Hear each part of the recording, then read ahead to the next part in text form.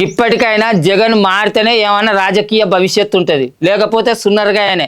మారింది నేను కాదు, నన్ను అవమానించరు, నా మనసు విరిగేటట్టు చేసిర్రు కాబట్టి నేను పంకపాటి నుంచి బయటకు వచ్చిన. విరిగిన మనసు మళ్ళీ అతుకోవాలంటే అసలుకే అతుకోదు. నేను మళ్ళీ పంకపాటిలకు అసలుకి పోనంటే పోను అని పంకపాటి మీద ఉన్న జగన్ సార్ మీద విజయసాయి రెడ్డి సార్ మాట్లాడిన మాటలు మనం చెప్పుకున్నాం కదా. ఇప్పుడు ఆ మాటలకు పంకపాటి నుంచి కౌంటర్లు సురువైనాయి. విజయసాయి రెడ్డి సారు వర్సెస్ పంకపాటి అన్నట్టే మారింది ఏపీలో రాజకీయం ఇప్పుడు.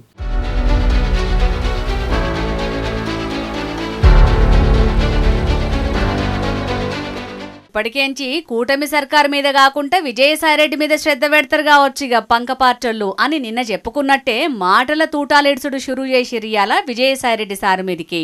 మనసిరిగింది ఇక మళ్ళా పంక పార్టీలకు ఓను అని విజయసాయిరెడ్డి సారు మాట్లాడిన మాటలకు గిట్ల కౌంటర్ ఇచ్చిండు మాజీ మంత్రి గుడివాడ అమర్నాథ్ అన్న.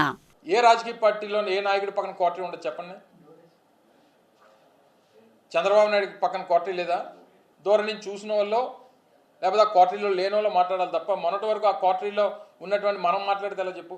నీకు ఒకరి మీద మనసు ఇరిగిపోయిందని అంటే ఇంకొక మీద ప్రేమ పుడితేనే ఇక్కడ మనసు ఇరిగిపోతుంది. అది ఎవరి మీద ప్రేమ పుట్టిందో ఎవరి మనసు దేనికి ఇరిగిపోయిందో అనేటువంటి త్వరలో తెలుస్తాయి మనకి, అవన్నీ చూస్తాం కదా.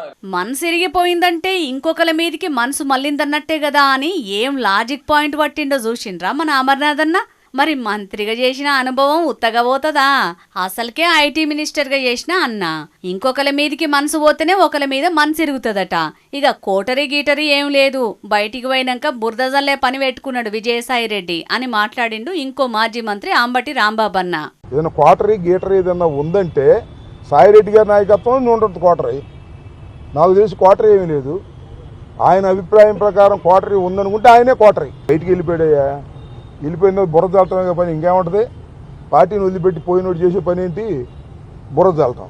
విజయసాయి రెడ్డి సార్ ఇట్లా మాట్లాడుడనక బాబు సారు ప్లానింగ్ ఉన్నదంటున్నాడు పంక పార్టీ సర్కార్ల మంత్రిగా పనిచేసిన కాకాని గోవర్ధన్ సారు. రఘురామకృష్ణరాజు గురించి విమర్శించినటువంటి వాళ్ళలో మాట్లాడినటువంటి వాటిలో విజయసాయి రెడ్డి గారు కూడా ఒకడు.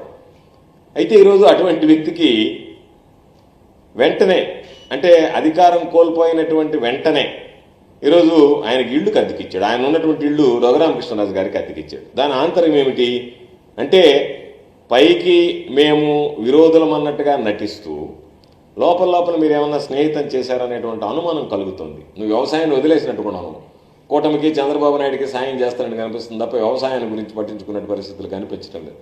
వ్యవసాయం చేస్తానని బాబు సారుకు సాయం చేస్తున్నాడట విజయసాయి రెడ్డి సారు.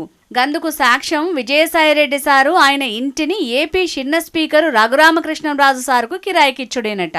గప్పట్ల పంక పార్టీలున్నప్పుడు గాయనను ఎట్లా పడితే అట్లా తిట్టి ఇప్పుడు కూటమి సర్కార్ల స్పీకర్ అయిన గాయనకు ఇల్లిచ్చినవంటే మీరు ఒక్కటై పంక పార్టీ మీద బురద జల్లుతున్నారా అని అడుగుతున్నాడు కాకాని సారు. కొసకైతే విజయసాయి రెడ్డి సారు మీద ఇంకా మాట్లాడేటోళ్ళు వెరగతట్టుగానొత్తున్నది పంక పార్టీకెంచి.